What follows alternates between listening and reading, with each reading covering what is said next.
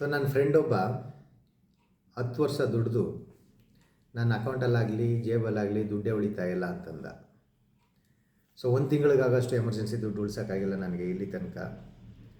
So ಏನಾದರೂ emergency ಬಂತು ಅಂದರೆ ಯಾರಾದರೂ ಸಾಲ ಕೇಳೋಂಥ ಪರಿಸ್ಥಿತಿ ಇದೆ ಅಂತ. ಯಾಕೆ ಅಂತ ಕೇಳಿದೆ.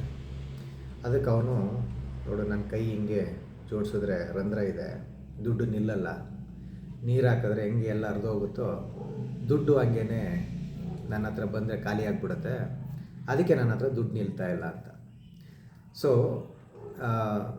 ನಾವು ಈ ಥರ ಶಿಸ್ತಿಲ್ಲದೆ, ಹಣಕಾಸಿನ ಗುರಿ ಇಲ್ಲದೆ ಬಂದಿರೋ ಹಣನೆಲ್ಲ ಅಶಿಸ್ತಿನಿಂದ ಕಳ್ಕೊಂಡು ಬೇಜವಾಬ್ದಾರಿಯಿಂದ ನಾವು ಯಾವುದೋ ಒಂದು ನೆಪ ಹುಡ್ಕೊಂಡು ನಮ್ಮ ಭವಿಷ್ಯನ ನಾವೇ ತೊಂದರೆಗೆ ಒಳಗಾಡ್ಕೊಳ್ಳೋದ್ರ ಬದಲು ಇವತ್ತಿಂದನೇ ಎಲ್ಲಾದರೂ ಸರಿ ₹1 ಆದರೂ ಪರವಾಗಿಲ್ಲ ಪ್ರತಿದಿನ ಉಳಿಸೋ ಅಂಥ ಅಭ್ಯಾಸ ಮಾಡಿಕೊಂಡ್ರೆ ಸ್ವಲ್ಪ ದಿನ ಆದಮೇಲೆ ವಾಪಸ್ ಹಿಂತಿರುಗಿ ನೋಡಿದ್ರೆ ನಮ್ಮ ಅಕೌಂಟಲ್ಲಿ ನಮಗೆ ಊಹೆ ಮಾಡೋಕ್ಕಾಗದೇ ಇರೋಷ್ಟು ದುಡ್ಡು ಶೇಖರಣೆ ಆಗಿರುತ್ತೆ.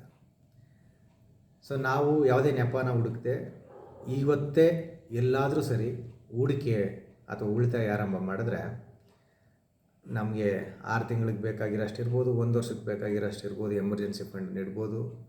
ಕಷ್ಟಕ್ಕೆ ಬೇಕಾಗಿರೋ ಹಣ ನಮ್ಮ ಹತ್ರನೇ ಇರುತ್ತೆ, ನಾವು ಯಾರ ಹತ್ರನೂ ಕೈ ಚಾಚೋದ ಅವಶ್ಯಕತೆ ಬರಲ್ಲ.